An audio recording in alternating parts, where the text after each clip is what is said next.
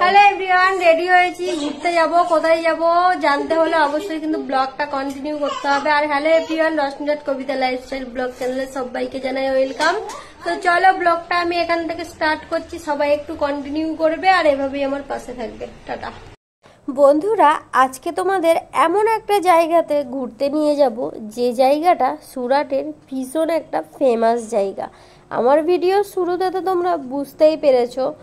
তো যারা সুরাটে থাকো তারা তো অবশ্যই জায়গাটা চিনতে পারছো যে এই জায়গাটা কোথায় হতে পারে, আর তারা খুব ভালোবাসে। আর এই জায়গাটা প্রত্যেকটা মানুষের কিন্তু ভীষণভাবে পছন্দের একটা জায়গা। সুরাটের এই জায়গাটার নাম হলো গুরুকুল। গুরুকুল কিন্তু ভীষণ পরিমাণে একটা ফেমাস জায়গা। আমি এখানে এসেছি বহুবার, আমার ভীষণ ভালো লাগে। আর জানি না কার কার ভালো লাগে, কিন্তু এখানের ভিড় দেখে তোমরা তো বুঝতেই পারবে যে প্রত্যেকটা মানুষেরই ভীষণ একটা ফেভারিট জায়গা এটা। আর ভীষণ ফেমাস গুরুকুল, সুরাটের গুরুকুল। তোমরা ইউটিউবে সার্চ মারলেও এই গুরুকুলটা তোমরা দেখতে পারবে। আমাদের তো এটা ফোন দিয়ে শ্যুট করা, তাই আমরা সেভাবে শ্যুট করতেও এখনো অবধি জানি না।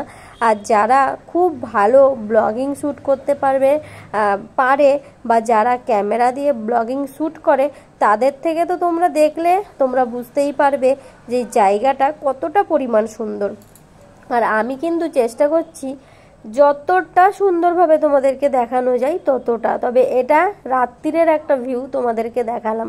এরপরে একদিন দিনের বেলাতে গিয়ে তোমাদেরকে দিনের বেলায় সুন্দরভাবে ভিডিও শ্যুট করে নিয়ে এসে আর একবার আমি তোমাদেরকে দেখাবো। আর ভীষণ কিন্তু ভালো লাগে, মনটা কিন্তু খুব ভালো হয়ে যায় এই জায়গাতে। আর এই যে এত লাইটিং যে দেখতে পাচ্ছ না, এই যে হলুদ হলুদ যে তোমার ইয়েলো কালারের লাইটিং, এটা কিন্তু বাচ্চাদের হোস্টেল। ঠিক আছে, এখানে কিন্তু ছেলে মেয়েরা পড়াশোনা করে। এই দেখো হোস্টেলটা দেখেছো?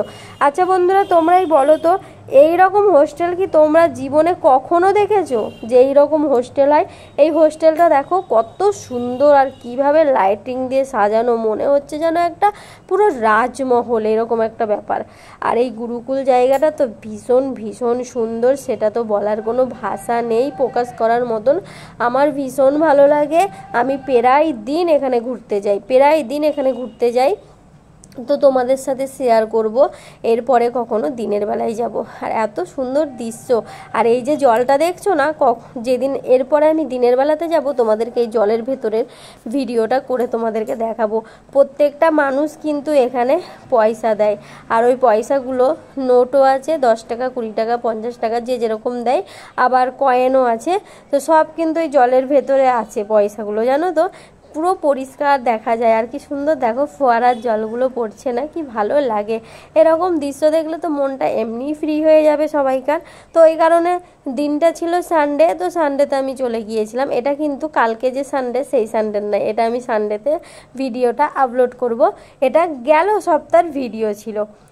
তো দেখো, আমি এখানে এই যে ভগবানদের নাম জানি না যে কোন কোন ভগবান এখানে আছে, তো জানি না, তোমাদেরকে দেখালাম। তোমরা যদি কেউ জেনে থাকো অবশ্যই কিন্তু কমেন্টস করে আমাকে বলবে। আর এই দেখো, আমি নিজেকেও একটু দেখিয়ে দিলাম, কারণ নিজেকে যদি একটু না দেখাই ইউটিউব আবার ভাববে হয়তো আমি কার ভিডিও নিয়ে আমি আমার চ্যানেলে পোস্ট করে দিয়েছি। তাই অবশ্যই কিন্তু নিজের ফেসটা অবশ্যই দেখানো দরকার যে জায়গাতেই তুমি যাও।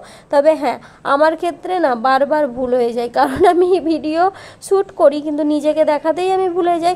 তারপরে হঠাৎ করে মনে পড়ে যখন আমি চলে আসবো, তখন যে আমি তো নিজের ফেসটা এই জায়গাটাতে দেখাইনি। কারণ এই ব্যাকগ্রাউন্ডটা দিয়ে তো নিজের একটু হলেও ফেস দেখাতে হবে যে হ্যাঁ, এখানে আমিই এসে ভিডিওটা শ্যুট করে গেছি, এরকম একটা ব্যাপার। নাহলে তো ইউটিউব ভাববে যে কার ভিডিও জানি আবার চুরি করে নিয়ে তুমি পোস্ট করে দিয়েছো। কিন্তু ইউটিউবকে আমি জানাচ্ছি অবশ্যই একদমই নয়। আমি কিন্তু পুরো নিজের কন্টেন্ট এখানে শেয়ার করি, পুরোপুরি নিজের কন্টেন্ট।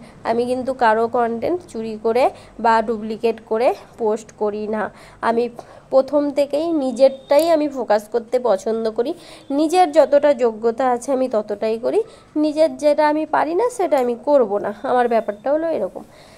তো বন্ধুরা, রশনি.কবিতা লাইফস্টাইল ব্লগ চ্যানেলে সবাইকে কিন্তু ওয়েলকাম জানাচ্ছি। নতুন বন্ধুরা অবশ্যই আমার ভিডিও যদি তোমাদের ভালো লাগে অবশ্যই তোমরা কিন্তু আমাকে একটু বন্ধু করে নেবে, আর বন্ধু হয়ে লাইক কমেন্ট শেয়ার করে দিয়ে আমার পাশে থাকবে।